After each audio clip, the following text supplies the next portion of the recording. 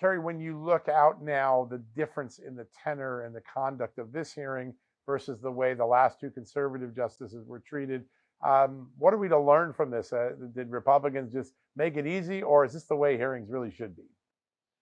Well, I don't think they made it easy in the sense that we should be attacking people's personal lives, digging through their high school yearbooks, or any of the politics of personal destruction that we saw, particularly during the Kavanaugh confirmation, but even also through the Barrett confirmation with criticisms of her religion and her family and things like that.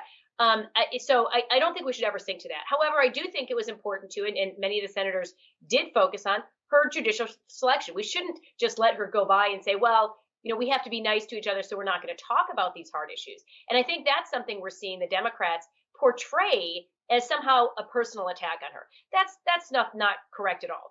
That's nothing like what happened with Brett Kavanaugh, with protesters interrupting it, with senators themselves walking out and interrupting and playing games to make it a media circus rather than a real discussion of judicial philosophy. So I think the Republicans did the right thing there. There's still Democrats crying foul, and the Washington Post had a bizarre editorial saying they didn't just treat her like Brett Kavanaugh, they treated her worse. And I was like, you have the shortest memory known to man. So anyone who wants to go back and review the Kavanaugh confirmation, I think it's about time to remind yourself what this really looks like, and to remind yourselves what clear answers to questions look like. Because while no Republican or Democrat nominee answers all the questions as thoroughly as people want, they're not going to tell you how they're going to vote in Roe versus Wade or something like that.